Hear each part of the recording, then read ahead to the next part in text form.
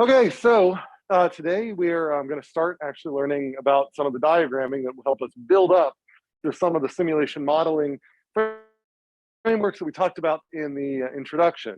So just to kind of get motivated into that, this is a news article, I think, from 2021. This was back when things were starting to pick back up from COVID-19.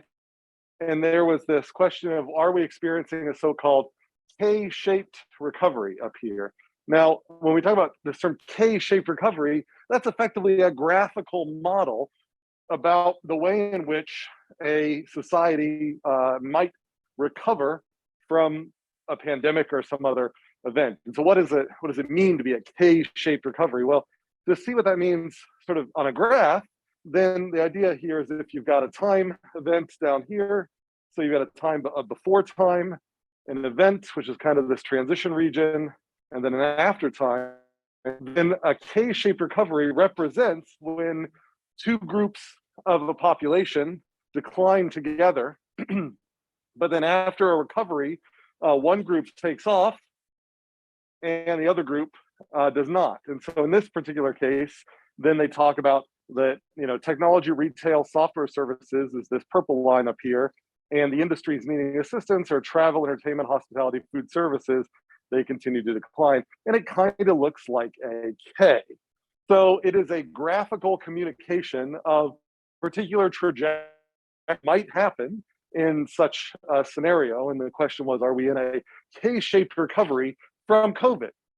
And so I bring this up because then you can also ask, well, okay, that's fine, that describes it, but what are the causes? What's behind a K-shaped recovery? And you can look up K-shaped recovery on various business sites or whatever, and they'll give you all these possible things that could go into what K-shaped recovery is. But then they say down here, they note that these three things that they've identified up here might not be mutually exclusive. All three might be at play in a given K-shaped recovery, along with other factors.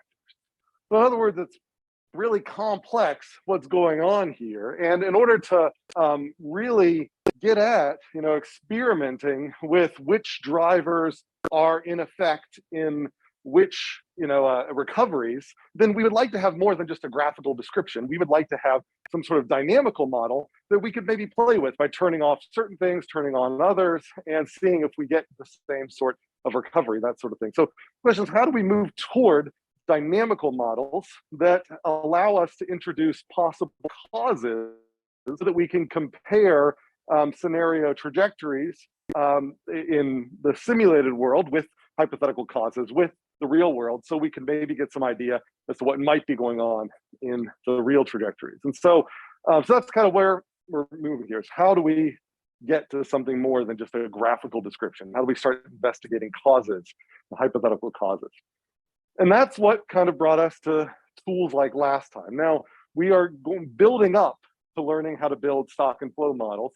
So chapter 1 in Moorcroft was really giving you an idea of where you're going. I'm not expecting you to immediately understand everything that has to do with stock and flow models. This is what we're going to start with, causal diagrams today, gradually build up into stock and flow models, but this is what we're going towards. And so this is the goal, a stock and flow model. And the idea behind the stock and flow model is that dynamical variables in a system, these are things that are changing over time, and we call those stocks.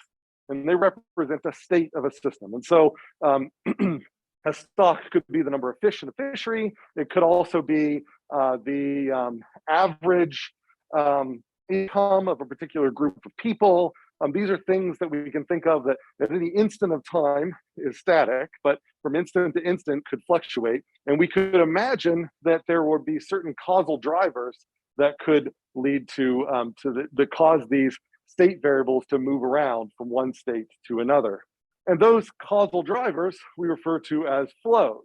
And so if we have a bunch of stocks, then we can say that this one particular stock, let's say call it interest rate or whatever, it has an effect on flows which change other stocks. So you can create this like intercoupled network, once you have these sorts of things. And when you're building these diagrams, what you're actually building behind the scenes is this mathematical expression down here, which is just the rate of change of the stock over time is equal to the inflows minus the outflows. So as we learn how to build stock and flow diagrams, which we haven't done yet, but as we will learn how to do that, we will learn how to put formulas, simple algebraic formulas, expressions in the inflows and in the outflows that are functions of other stocks in the system. And as we draw these diagrams, what we'll actually be doing is writing this math.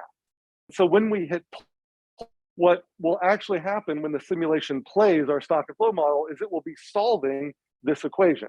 Likewise, if a mathematician were to hand you this equation down here, then you could do the translation process of taking this equation and drawing the graphical version of it in a simulation tool, and then hitting play on the simulation, and that would be a surrogate for actually trying to solve the thing. So that's kind of where we're going. This is what we mean by a dynamical model. It's a mathematical model that captures what we think are the important causal relationships between things so that we can see how they unroll in a way that it's easier for the computer to do than our minds to do. And so this idea that Forrester had that we talked about last time was you can get sort of a core set of the important stocks that you think represent a system. In his case, he said, well, maybe we can get a lot of traction on understanding world dynamics with only, say, these 5 stocks. And we take these stocks and we couple them together with flows, where all these flows are functions of the other stocks. And it looks like a big, ugly mess. But if you really sort of see here, then this combinations of those 5 stocks, where each stock influences the flows of other stocks. And if you have all of that big mess there, hard to reason about it without a computer, but with a computer, then you can generate trajectories. And you can show that under certain conditions, you get collapses. Under other conditions, you get long-term stability. And the point here is that nowhere in the simulation model, nowhere in the computer model, did we introduce an exogenous shock to the system. Nowhere in the model did some giant asteroid or meteor come and hit and cause this collapse. The collapse is explained through these interior features. Now, of course, if something came and hit the Earth, this could happen. We're not saying that those things aren't important, but we're saying how much could we get even without that happening? How much damage could we do by ourselves without worrying about what's coming from outside? So that's what we call the endogenous perspective. And so I will use these terms endogenous and exogenous, which basically have to do with what you're going to put inside your model and what you're going to put outside your model. And the endogenous perspective is that we're going to focus on observable changes in systems that are largely in part that are predictable consequences of things inside the system. And by the way, you guys, in case you haven't seen it, all these slides are online. So if you do ever want to follow along, if you haven't found it under Canvas, you can go to the lectures module, and every lecture you click on it, and it should have the slide embedded right within it. So if you want to follow along, in class or out of class, whatever, it's great if you're taking notes too. But I see a lot of people craning their necks and everything, and that's fine because I think writing things actually does help you memorize it and and process it. But if you're writing it, it's because you don't want to miss it. I just want to let you know these are available, and they're all available pre-available. You can go and see all the lectures for the rest of the semester if you like. They're all up there already. Okay, so that's the endogenous perspective. So while I'm paused here, any questions on what I mean by that? The endogenous perspective, this idea that observable phenomena are functions of processes inside the system. We're not saying that things outside the system can't make an impact, but we are just studying, for the purpose of these models, what can happen just based on what we know is already in the system. And then we also can do things like, well, let's shock the system and see how well the system adapts to that shock. But this is, right now we're saying at sort of at our first level, what comes from the system. And then the second level, we can say, how robust is the system to change based on what's going on inside. Derwin? Yeah, so part of the question about what's endogenous versus exogenous is really the question that you're using to define the model in the first place, and where you're arbitrarily drawing the scope lines, right? Because in reality, in a system that has an impact from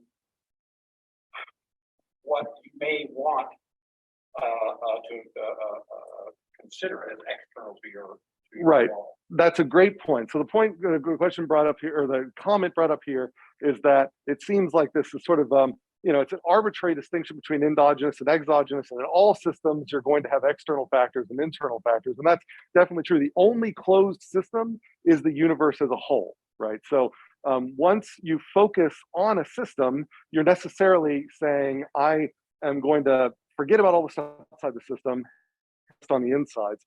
But every once in a while, stuff does get flung into the solar system from way outside, and it does matter. And so in some ways it is arbitrary, but in other ways, it's about, we can have different modeling approaches that focus on the endogenous or the exogenous. So I can say that the price of grain, I can say that is an exogenous factor. Now, what I'm saying is, I am not modeling how the price of grain, other very distinguished factors outside the windows there passing by that were showing how distinguished they are. So I can say, for example, that like the price of grain is, if I were to say price of grain was endogenous, that would mean that I would have to build a model in here that would reflect, that would cause the price of grain to change based on things happening inside the system. Now, I might say, I have no idea why the price of grain changes. So I'm going to make the price of grain a parameter. And if it changes, I'm going to change the parameter as kind of a hand of God coming in on the outside of the model and changing it. And so taking that perspective, saying the price of grain is exogenous to the system means that I can now investigate how changes in the price of grain will affect my world dynamics here. And I can either do that just by static changes, like what if the price of grain is holding static, or I can give it like, what if it rises and it falls really quick and comes back up? I can ask all those what if questions. And if somebody says, well, where are you getting these price of grain things? Well, I can say that's just exogenous. I'm just saying, I'm speculating that this could happen. So when I say endogenous perspective, I could view it as, I've got endogenous factors, which are factors that I'm saying their dynamics are explained totally internal, and exogenous factors, I'm saying that they're set outside.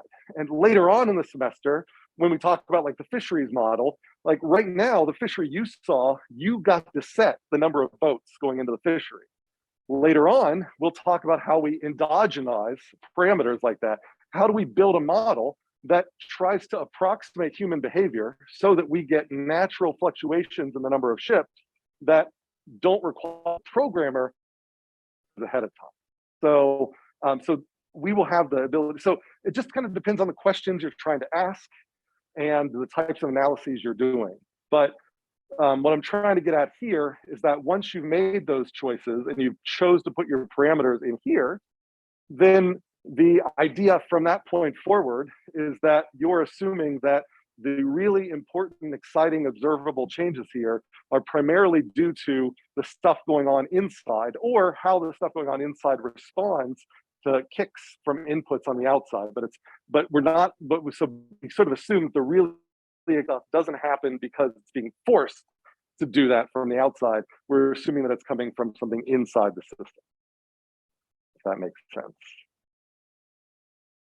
Yeah. So, this is kind of like, so there's a lot of people talk now about social capital.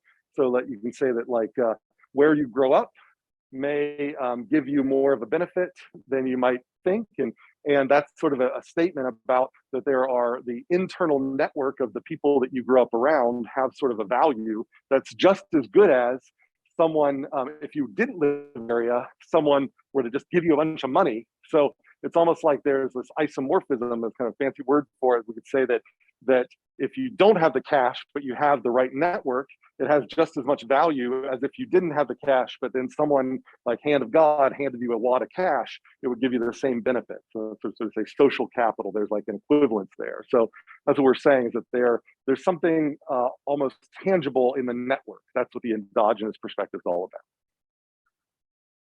about. Are there questions about that or comments? Online too. Okay.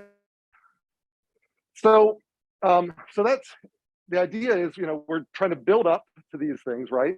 And so once we have these things, we can then start trying to understand, once we see these patterns, what parts of this system, what subsystems here are really generating these things, that type of analysis we can do. And so simplifying that, if we go back to the fishery example, we've got this relatively simple stock and flow diagram that we'll learn how to, again, build all these, but the basic idea is you have a population of fish, and based on that population of fish, you can calculate a density, divide fish by carrying capacity.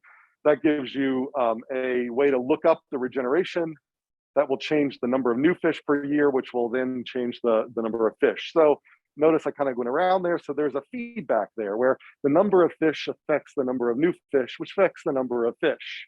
And so that feedback is kind of really, the nature of that feedback is locked in this net regeneration block, this curve, which plots density on one axis, on the horizontal axis, and number of new fish per year on the vertical axis. And for densities where it's a relationship, we say that it's a reinforcing or a positive feedback, because as you get more fish, you get a higher regeneration rate, which leads to even more fish, and so on. But at high densities, so low densities, the thought is here is that you need fish to produce more fish, and so if you have more fish, you're going to have even more reproduction. And even the kind of extra slope here at the beginning is this thing like talked about last time, like the Lee effect, where there's a mate availability problem too. Is it so as you have more fish, it's easier for fish to find mates, and so there's even kind of even more of a ramp initially, and then this is just kind of normal exponential growth. But eventually, fish have a hard time finding resources. New fish can't be fed; they die, and so you end up getting a balancing feedback. And so by balancing, it means that if you get closer and closer to carrying capacity, you get fewer and fewer new fish. And the net effect of that is that if you just let this population go, it'll start low, it'll rise up quick, and then it'll level off at the carrying capacity. It's as if the carrying capacity is being regulated. It's like the population is being brought to carrying capacity and then just sit steady at that point. And we're looking at new fish down here. Is that you get a ramp up in new fish, but the new fish start to decline. So you have no new fish once you're at carrying capacity right there. And so there's kind of two types of feedbacks. There's an early balancing, an early reinforcing and a late balance. And those two together form this S-shaped growth curve. Now that's fine and all, that's a good story once I draw this diagram here, but it's kind of cryptic from the diagram itself. And so it would be nice if we could just look at the diagram without looking at that graph and see that we've got these two feedback loops that are interacting. And so the ideal would be is that rather than have it, so this is our current diagram. When I look at it, I don't see two loops. I just see one feedback loop. And so that is not doesn't tell a good story. So it doesn't communicate well. So if I could redraw this model so that it was clear in the diagram that I had these two loops that were interacting, that would be a better way to draw this model if I can do it in an equivalent way. And it turns out, as we'll learn, that there is a way for me to do that. Rather than having one model all of net regeneration in one little box called net regeneration here, if I, now this might have just been the simplest way to do it because just empirically, it might just be easier to measure net regeneration. But if I have a way to model the effect of population on births separately from the effect of population on death, there's a way for me to break this net regeneration curve up into two separate processes, an inflow and an outflow. And if I do it right, can actually build the exact same model I have in chapter 1 into this one here. But what's nice about this model is you can start seeing that there are two loops here. There's a population birth loop, and there's also a population death loop. And that population birth loop is always reinforcing, and that population death loop is always balancing. So it's not context dependent. I don't need to look at a graph and try to figure out like early and late and whatever. It's clear that I've got these two loops together.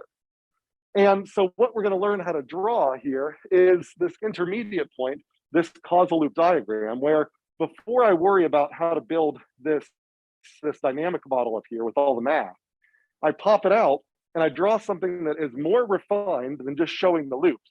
it still represents all of the variables that are probably important, like population is probably important, death rate's probably important, deaths are important, so on. But I just model their qualitative impact on each other. And this is what we're going to learn how to draw today. So roughly speaking, this diagram, as we will learn how to do today, says that if you increase the death rate, you increase the deaths. As you increase the deaths, you decrease population. And if we do this game for every single link, and again, we're going to get to this. We're going to do link by link. We're going to learn how to draw this in the next couple of minutes. But the idea here is if I assemble a bunch of these links, the loops will pop off the page, and then I'll be able to see, aha, I didn't know what type of feedback structure I had. But even before doing the quantitative stuff where I can do predictions about what the curves look like and everything like that, I can see I have a positive feedback loop next to a negative feedback loop. I'm going to expect I'm probably going to get some sort of S-shaped growth out of this. And that's what we're kind of going with here. So this is where we'll start with the causal loop diagram. Start with causal loop diagrams and build up to stock and flow diagrams. Other textbooks do the opposite. They start with stock and flow diagrams, and then they analyze them using causal loop diagrams. And in your career, when you start doing dynamic modeling, you'll do both. So sometimes you're saying, how do I build a model? It's easier to start with thinking about the key causal factors and then building the model up. Other times someone will hand you a model and say, what's going on in this complicated web? And you'll say, okay, well, let's break it down into its causal loop diagram and look for the loops, and then we can analyze it. So you do both in practice, but with stuff, you kind of got to choose one direction first. And the textbook that we use by Moorcroft, he does causal loop diagrams first. Another popular textbook for this type of course by Andy Ford does stock and flow diagrams first. Some students, stock and flow diagrams resonate more with them than CLDs. Other students, CLDs resonate more with them than stock and flow diagrams. There's probably a mixture of those students in this class. I had to pick one way because we don't do one way at a time.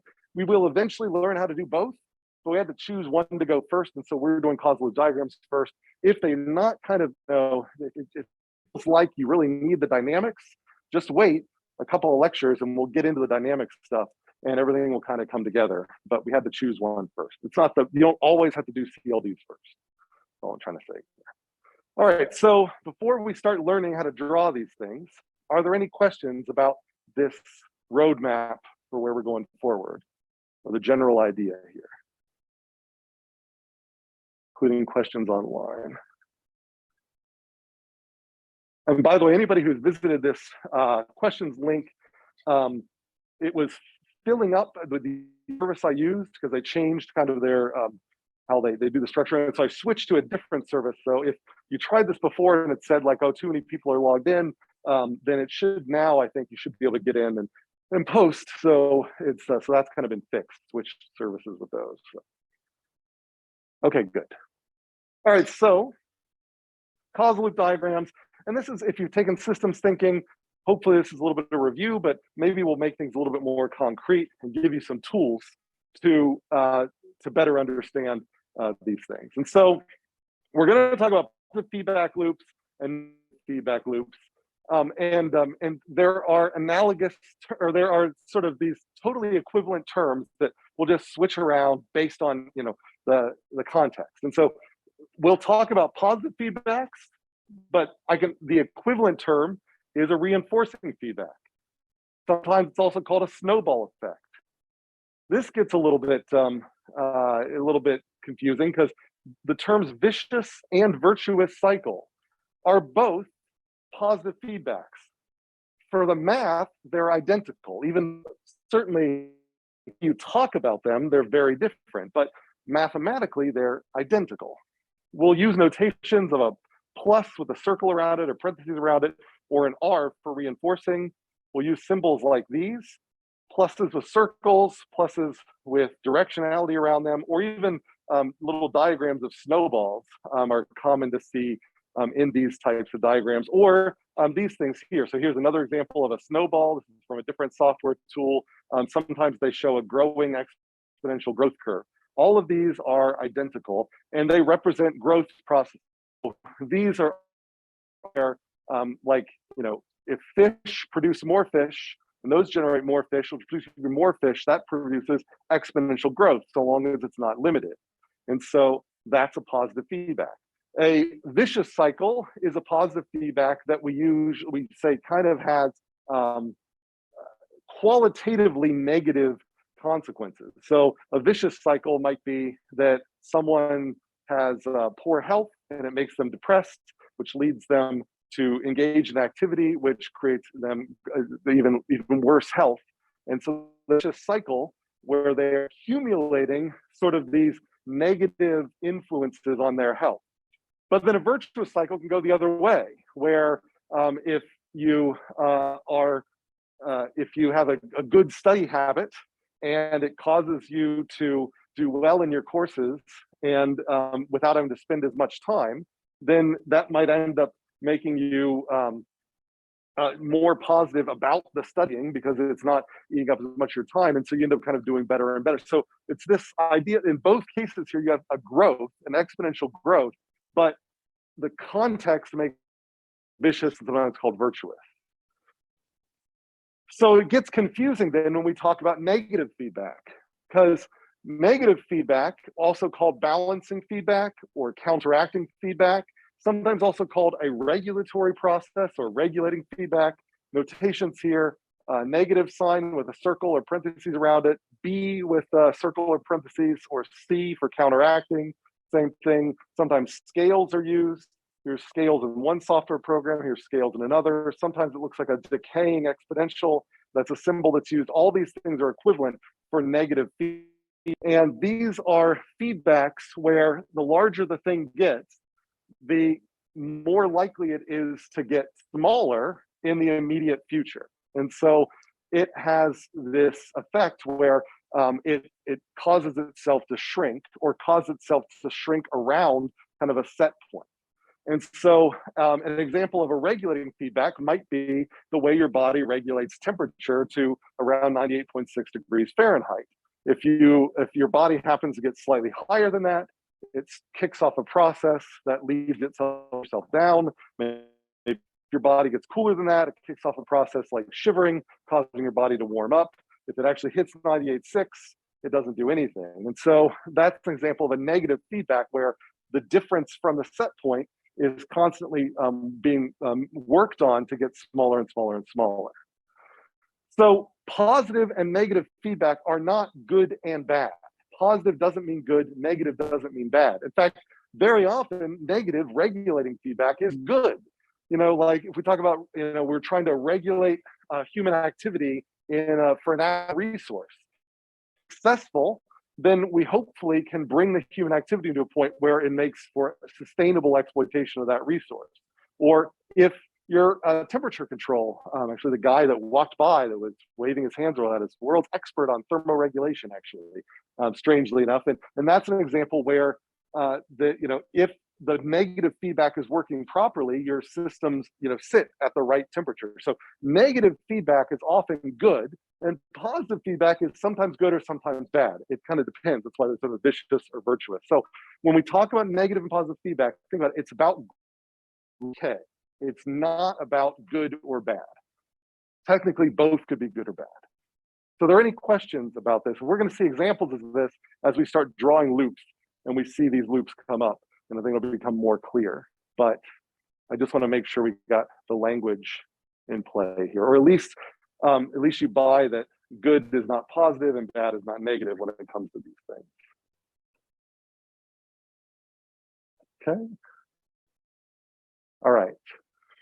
All right, so before we can get the loops, we have to focus on links in a causal loop diagram. So I should mention that causal loop diagrams won't always have loops. These are diagrams that help us find loops. They don't necessarily have loops in them. You might draw the whole thing, there'll be no loops, and that's fine. It's still a causal loop diagram. So it's a way to find causal loops. But in order to find causal loops, you have to start with the links. And so causal loop diagrams always will have links, and those links will always be labeled positive or negative. And so the arrows here are the links. You have a variable, in this case called A, but this could be like hunger. And then you B, which is another, which could be like amount eaten. And so in this case, if I'm the more hungry I am, the more I eat. And so that is a positive relationship. So the idea here is if you leave the two things, an increase in A causes an increase in B, and likewise a decrease in X causes a decrease in Y. But I think the point I'm trying to get to here, it's relative to sort of some baseline. So if you imagine the system sitting there, you have to imagine what would happen if I perturbed the system. So Ted or Dr. Pat at his current hunger level, if I made him slightly more hungry or slightly less hungry, what would happen to the amount he's eating? So I might already be eating something. And so the question is the amount that I'm eating going to go up or down? Is it going to go in the same direction or the opposite direction? If it goes in the same direction, we call that a positive causal link. If it goes in the opposite direction, we call that a negative causal link. And that's the reason why some authors don't use a plus, they use S for same.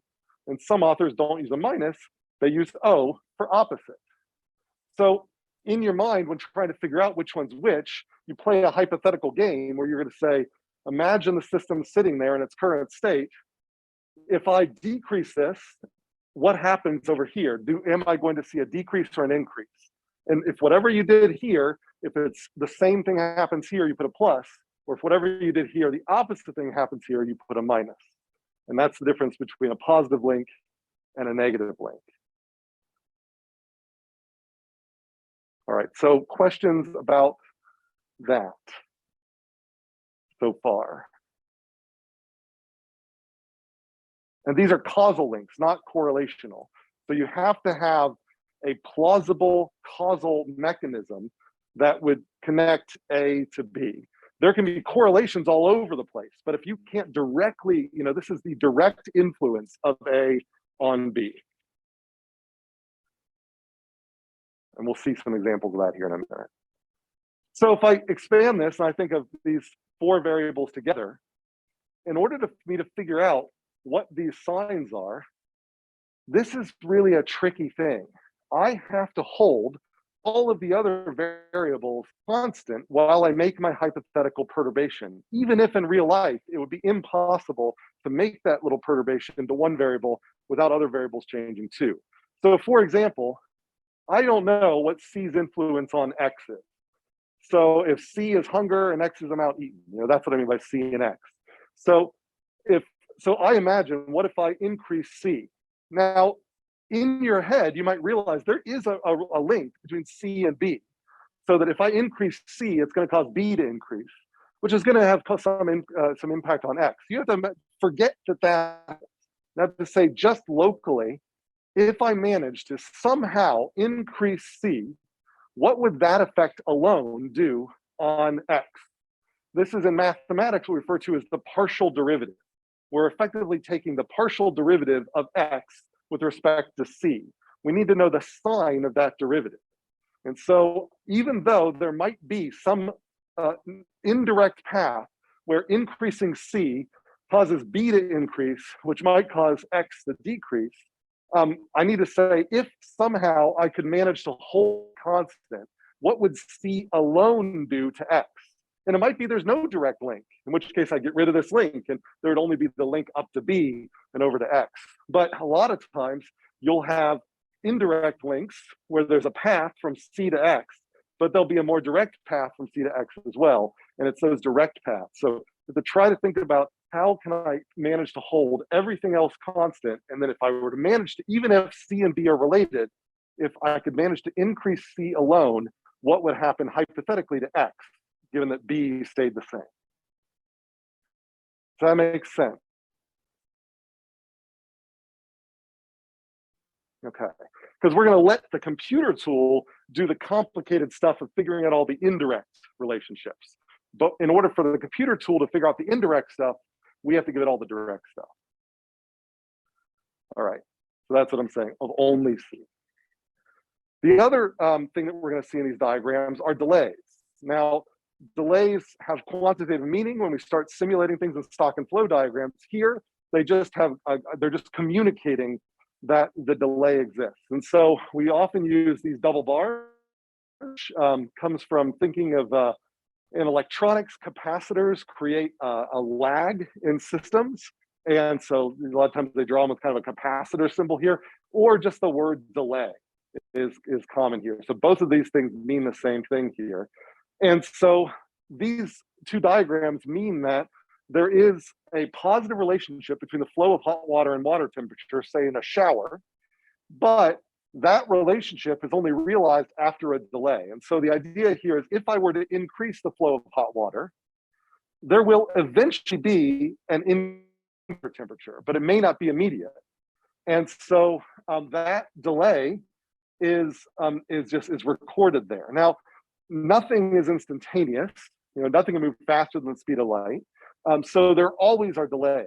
And so we have to decide when is there a significant delay. And what we sort of mean by that is like relative to all other causal relationships in the system, is this slower than all the other ones? And if you think about where this is going with a shower, you have a very fast response. If you're in a shower, you can feel the water temperature very quickly, and you can very quickly adjust the flow of hot water. But the plumbing behind the wall may not be able to have an impact on the water temperature as quickly. And so your control action may be way faster than the actual actuation that goes on up here. And that's going to create interesting dynamics, because you're going to say, wow, I turned it up, but it's still cold. So I'll turn it up much more. And then a few seconds later, it'll be scalding hot. So then you'll turn it down way too much, and then it'll be freezing cold. And you're doing the right thing. You're moving in the right direction. That you're moving is being affected by the fact that this link is much slower than the other links that are not drawn here, which represent how you are changing the flow of hot water in response to water temperatures. So when there are links that are substantially slower than other links, that's when we throw in these delays. Are there questions about that? Is that pretty clear what I mean by causal delays?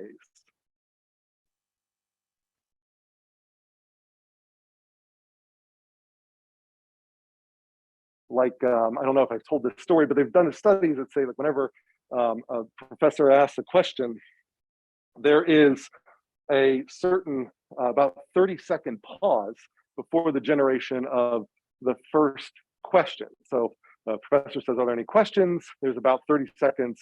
I mean, there's a distribution, but pretty much you almost never get a question before like something like 30 seconds. And so good pedagogical practice is when you ask a question, you're supposed to kill about 30 seconds of time in order to compensate for that delay. And that's just what I did right now. So okay. All right, so now that's all we need to know for links, positive, negative, delay. The delay actually doesn't affect how we think about positive or negative. That gets a little bit more complicated and once we get into the sort of stock and flow diagram. So for now, if you see a delay, it's just informational. It's not going to affect how we interpret the loop for now.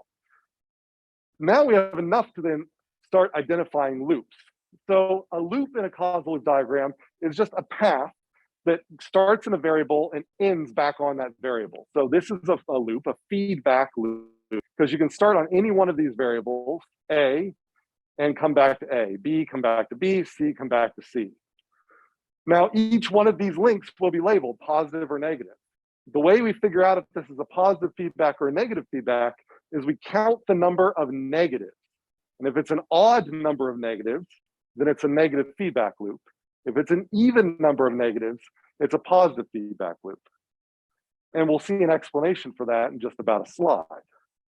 So this example here is that down here, and we labeled them, this is a negative feedback loop. Notice it's because it has one negative feedback, an odd number. This is a positive feedback loop because it has two negative feedbacks, an even number. And as we'll see here in the next slide, this positive feedback loop is positive because the negative action is sort of double negative, it's undone by the other negative action. That's the reason why the even number will lead to positive and the odd number will lead to negative. So that's the rule that you should remember here, is that once you find a loop, count the number of negatives. It's only any positives, it doesn't matter how many positives, but count the number of negatives. If it's an odd number, then it's a negative feedback. If it's an even number, it's a positive feedback. And if we want to see the reason for that, we can imagine unrolling one of these loops. And so I just unrolled this loop. So starts on A, ends on A. So imagine a linear causation here that starts on A and ends on A in the future. And if I think about it that way, then I can see that A has a positive impact on B, B has a positive impact on C, C has a negative impact on future A. The idea here is that if you increase A, it's going to increase B. That increase in B is going to lead to an increase in C.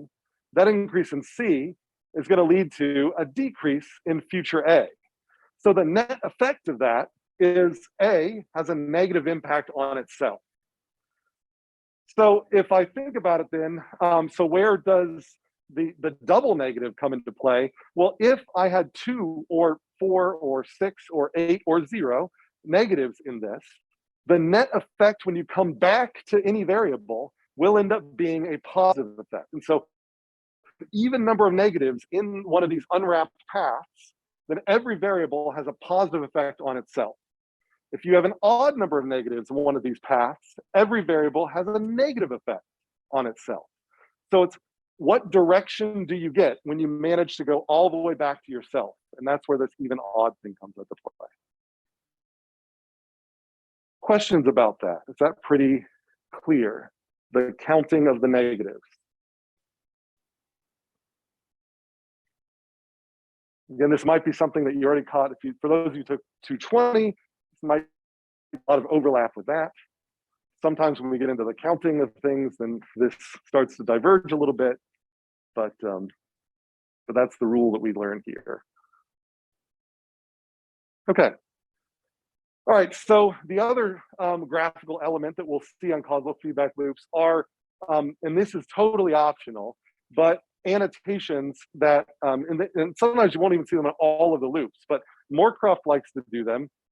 And they're generally good practice where if, because we know that feedback loops are really driving all the interesting dynamics, once you've identified feedback, you've identified their polarity, positive, negative, balancing, reinforcing, etc. Then if you can sort of say, what's going on in this feedback loop? It's a nice little comment to name it, like hunger amount eaten, so just label it, control of food intake. Up here, there's the shower temperature example. So they've got, you know, flow of actual water temperature, temperature gap, and flow of hot water and that delay. And they said comfort seeking loop. Then down here, they've got a more social example, drug-related crime, call for police action, drug seizures, support, and price. And this is a crime spiral. So, so you sort of labeled it as gives you some context for what are the outcomes of this process that you see. And that's a regulating feedback, a negative feedback. I'm sorry, that's reinforcing feedback, that's a positive feedback. There's a balancing, and there's another balancing.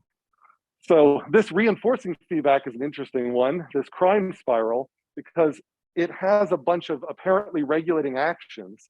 So it's got drug-related crime, creates a call for police action, which increases drug seizures. Drug seizures ends up reducing supply.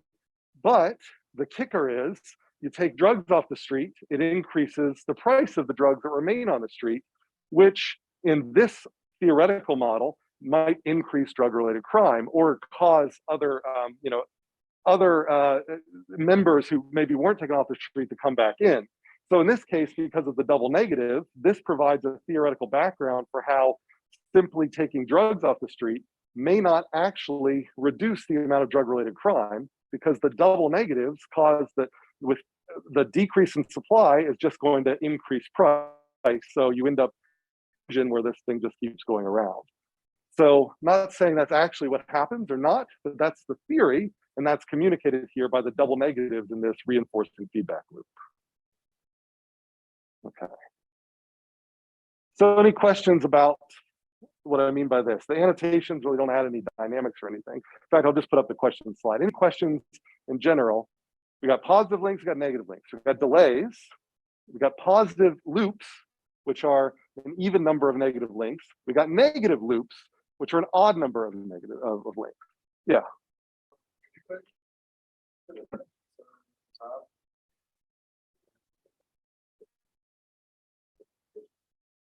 Yes.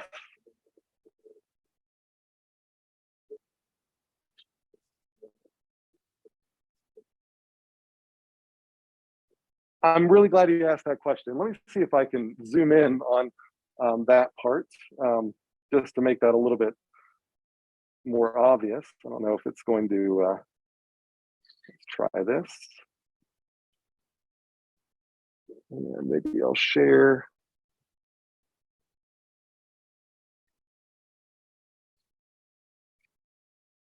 All right, so let me see if I can zoom in just a little bit on that loop right there. So yeah, so it's really a good question here about this flow of cold water on the outside and desired temperature on the outside.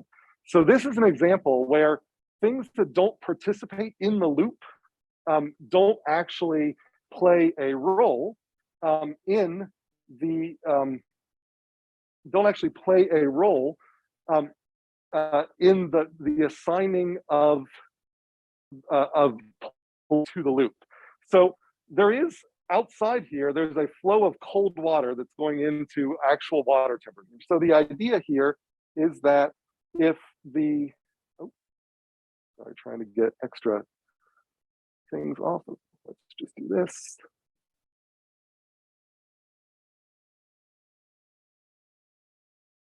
Well, that's, I guess, big enough. So the idea here is that if you increase the flow of cold water, so imagine you've got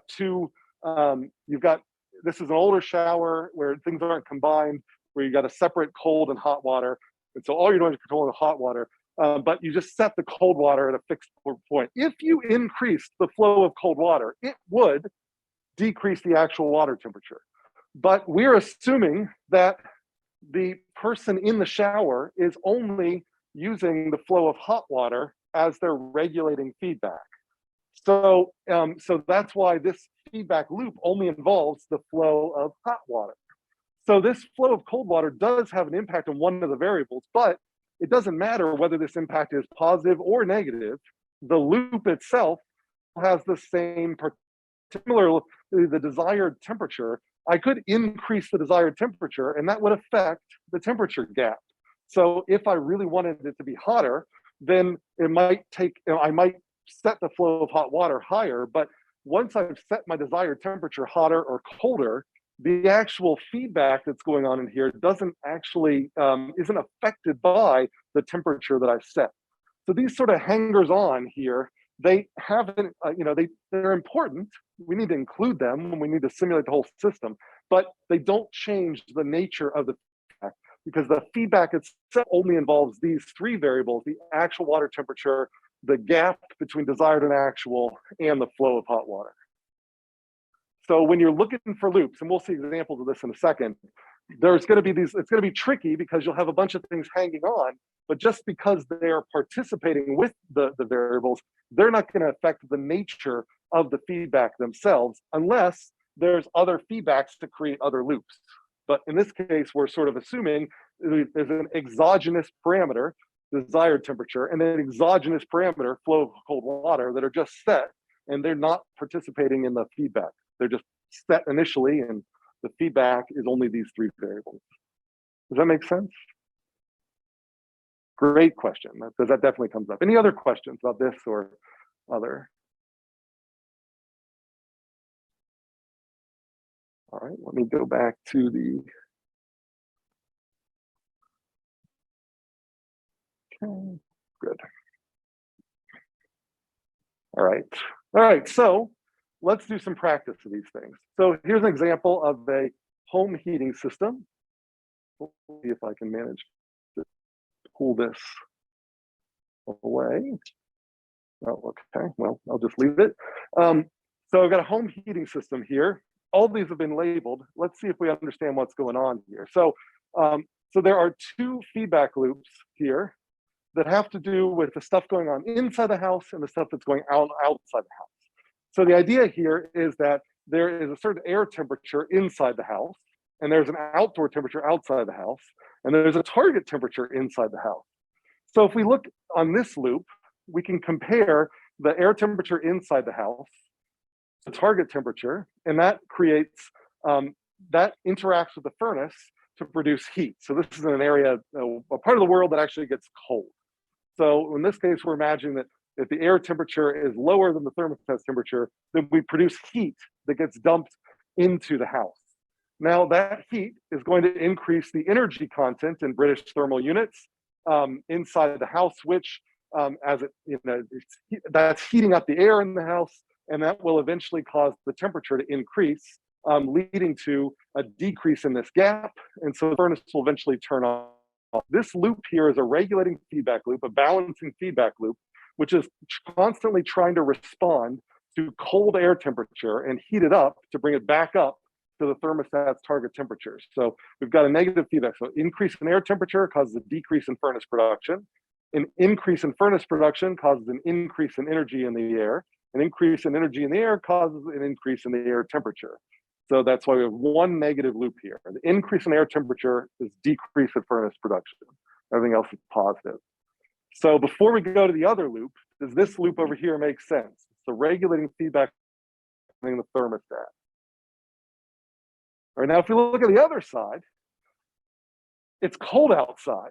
So, so even though the air temperature might be a little colder than what we want it to be inside, it's going to be warmer than the outdoor temperature. So here, as the air temperature, if it's warm inside the house, then you're going to get a larger amount of heat lost through the walls and everything else in this leaky house out to the outside. And that is going to cause a decrease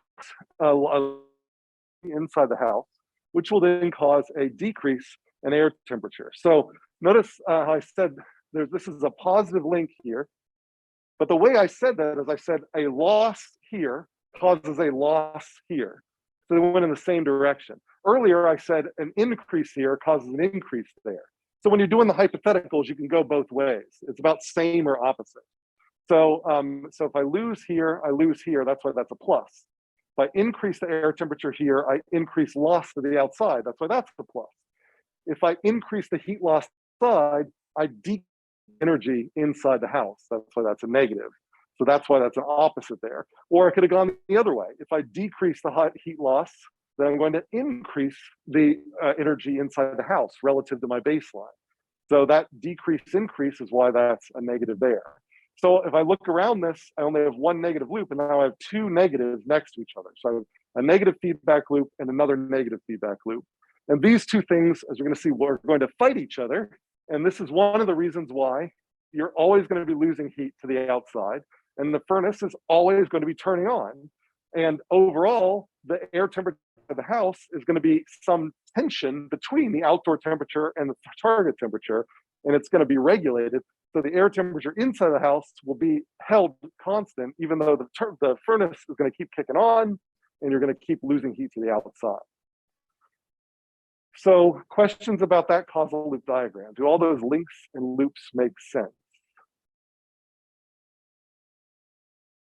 And we've got those hangers on like we had in that other example too, which are not participating in the feedback loop. All right, another example. So this is used car market, or I guess just any car market here. So we've got an inventory of cars at dealerships.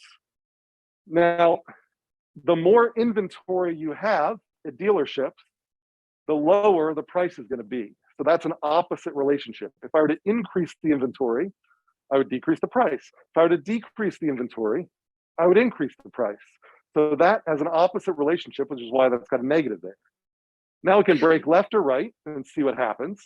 So the market, well, if I increase price, then they're going to make more cars because the more price makes it more attractive to make more cars. If I increase the number of cars being produced, it's going to increase the inventory.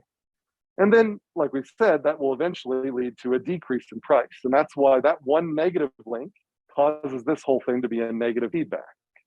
Now, on the other side of it, if I increase my market price, it's going to decrease how many cars are sold.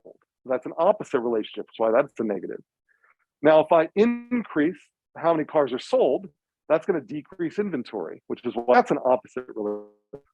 And then this observation on the right side here, I have another negative feedback loop, but now it's because it has three negatives. all three links are negative. Because it's an odd number of negatives, it's a negative feedback loop. So any questions about that?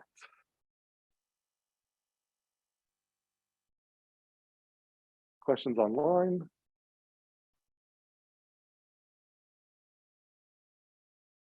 Okay. Now, both of those examples together, we can look at through a more kind of general framework for perspective here. In both of these examples, the heating system and automobile market, I've got two balancing loops next to each other that are held together by one sort of stable quantity in the middle. So the market price is sort of the stable quantity, or arguably the inventory of cars, either one of these really, is the stable quantity in the middle of the automobile market.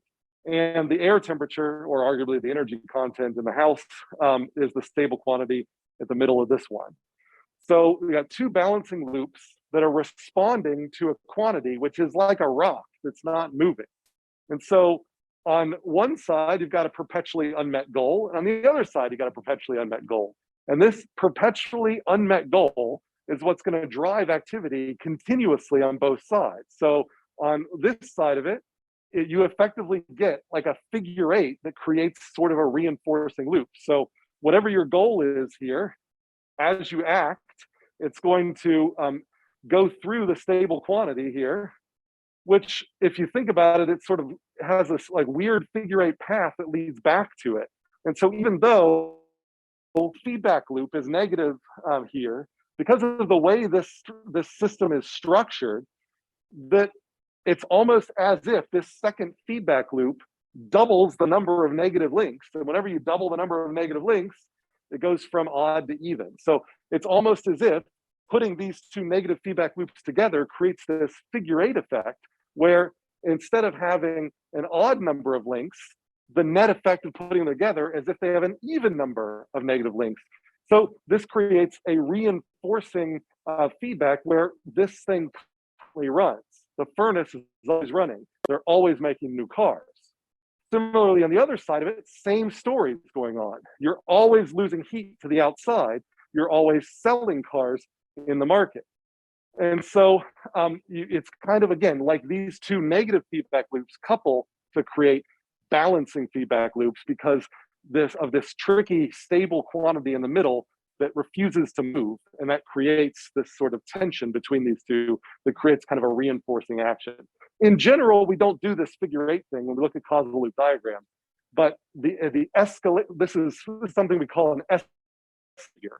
And so it's always fine to call this a balancing loop and this a balancing loop, but when you combine two balancing loops in this way, you tend to get a new archetype that comes out of that we refer to as escalation. And that escalation creates the something that is like having two reinforcing loops that constantly create generating activity on the edges, even though in the middle, there's no activity whatsoever. That's what we call an escalation. And we'll see escalation over and over again. It's a popular archetype that comes up here.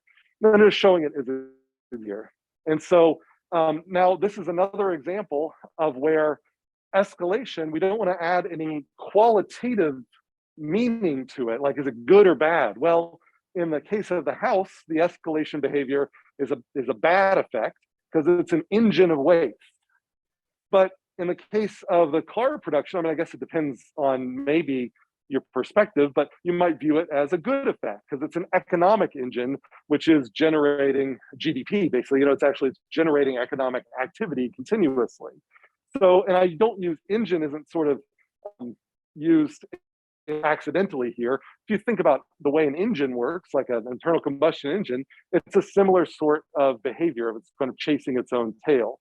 And or a Segway, as you're leaning up against it and it runs. It's a similar sort of thing where two processes, the Segway is trying to keep someone upright, but gravity is trying to keep them down. And as an effect, they end up kind of tilting and just running forward. So their angle stays constant, but they're constantly in motion. So, so that's what we mean by an engine. So could be good, could be bad. The dynamics are identical regardless of what the information is. That's what I mean by an escalation loop. All right, so any questions about that, or I guess I can put these back up here. how these are labeled, what we mean. You're not supposed to see yet that this is escalation. This is just something that we're going to see that as we start building these things, we'll find that when we combine balancing feedback loops in this way, we see over and over again this dynamical behavior, that the stuff on the outside is going to grow as if it was a reinforcing, and the stuff in the middle is going to stay steady as if it was a balancing feedback.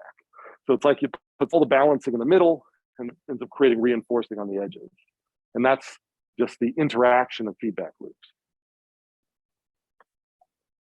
All right, questions, comments? Okay. Questions online? All right, great. So quick example here. Got 3 question marks you want to fill out: chickens, eggs, chickens, and the nature of the loop. So if I want to label this question mark up here, do you think this should be a plus or a minus? So what's the relationship, the causal relationship from chickens to eggs? How many people say plus? Online, anybody? How many people say minus? All right, plus. Plus sounds good to me. Let me see if I can manage to draw a little plus here. All right, then what about if we look down here, eggs to chicken? So causal relationship between eggs and chicken. So how many people would say plus there? I will say, yeah, so hens and roosters. So, yes, so, right. We'll say a fraction of them at least are fertilized. So in general, if you increase eggs, increase chicken. So, so how many people say positive? How many people say negative? All right. So yeah, we go with positive there as well. So I'll put a little positive there. And when we look at this, then we got, do we have an even or odd number of negative links? Well, we have no negative links. So by default, no negative links is even. So based on that, is to say, how many people would say positive loop? How many people would say negative feedback loop?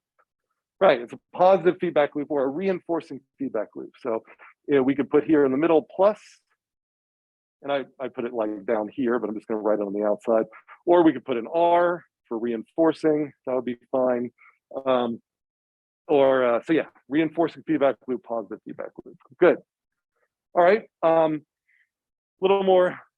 So there are 3 feedback loops here. Who can name one of them? So any hands for, can you find the first feedback loop? Yeah. Like A1, A2. All right, A1, A2, A3. Let's see. So that is a loop, great. And then if I look there, I got 1 negative, 1 positive, 1 positive. It looks like, yeah, there's only 1 negative there. So I would call that a negative feedback loop. So if I were to put that here, I'll do a little circle saying this loop is negative. Yeah. A1.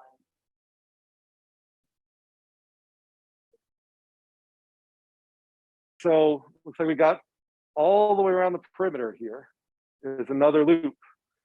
So that's one that is often hard to see, but you got to always look out for those. So A1 to A2 is a positive, another positive to B1, another positive to B2. Then we got our 1 negative. I'm just counting the negatives. So I'm going to hold up a finger, 1 negative, and then to B3, positive to A3, and then another negative back to A1. So I have to remember, where did I start? I think I started A1. So I got 2 negatives going from A1 back to A1 all the way around the outside loop. And so that 2 negatives is a feedback loop. So I am going to draw, and this gets kind of tricky, but I'm going to put in the middle here a loop this way, and I'll put a positive. And it's a little tricky here because this looks like I'm labeling this inner thing, but if I look at the inner thing, there is no loop here. If I go from A2 to B1, it doesn't go down. If I go from A2 to A3, it doesn't go across. So there is no loop in the middle. So an educated reader would hopefully know that this must be outside here. And so that's sometimes commonly done here is when you have the big loops, you got to kind of look for it. There's one other loop. Anybody see it? Yeah. B1, B2, and B3. So I go B1 to B2 was one positive, B2 to B3 was one negative, B3 to B1, one positive. So that right there is a feedback loop that has an odd number of negatives. So I would call that a negative feedback loop. So I can put that up there as well. So I'll just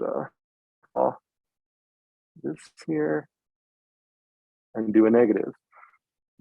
Good, so we've got two negative feedback loops that are linked together by a positive feedback loop, and we'll learn that that's also another one of these interesting archetypes. So that's kind of down the stream there. Other things here, I'm not gonna go through, I just wanna sort of point these things out.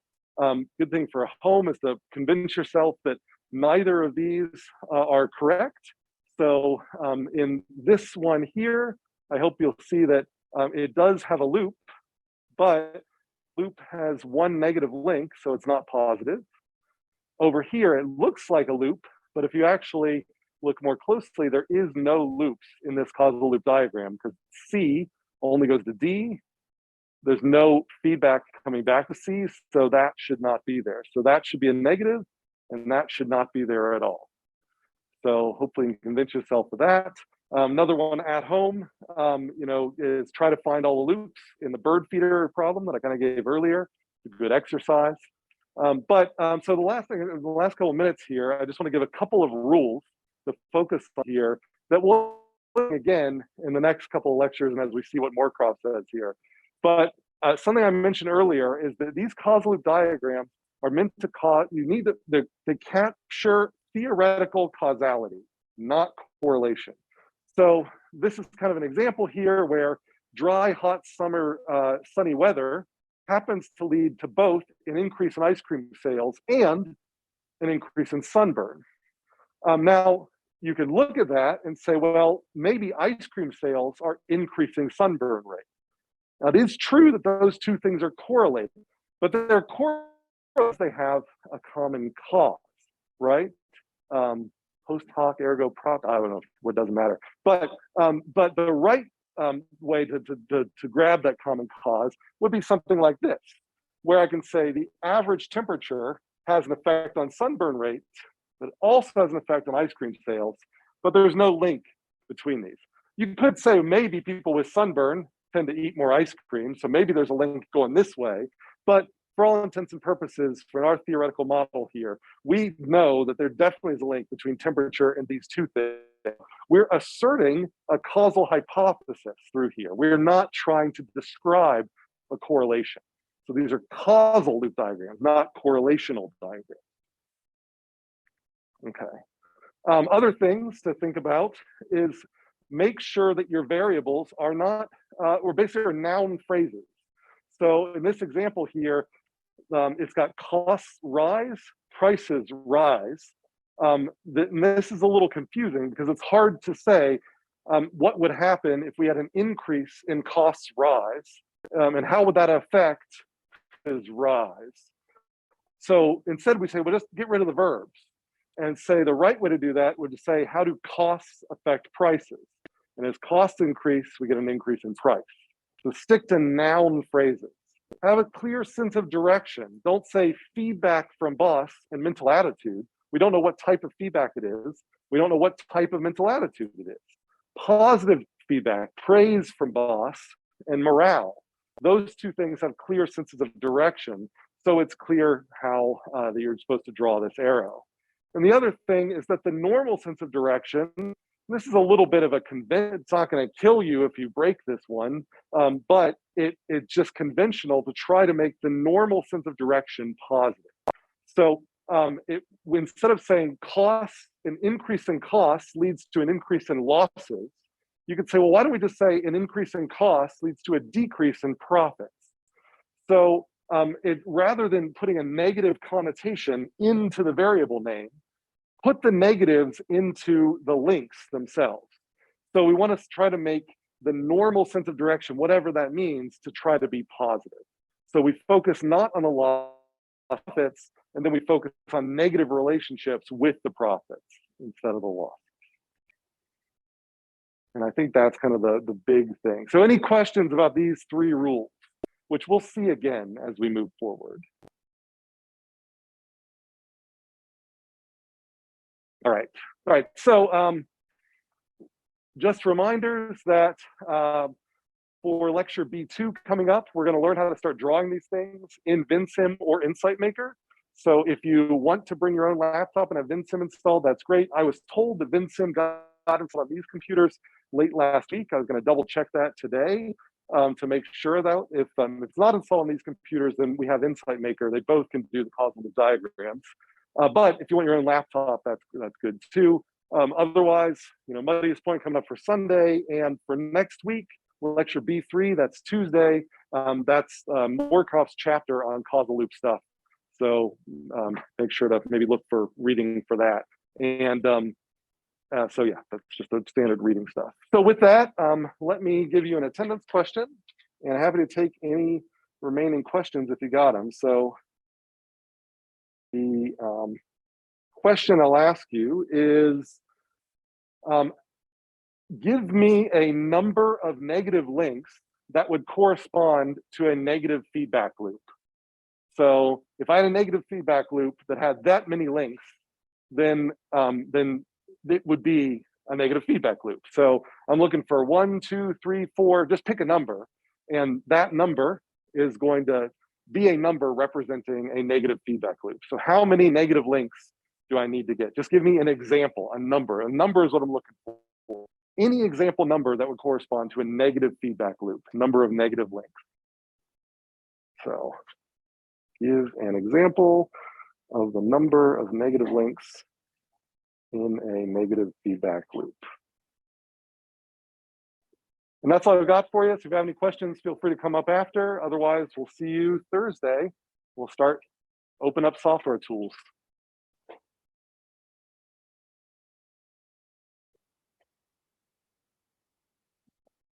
Any questions remaining online?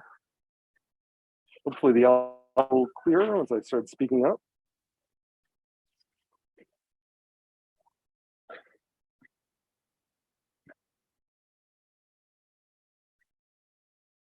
If not, I will go ahead and end the meeting.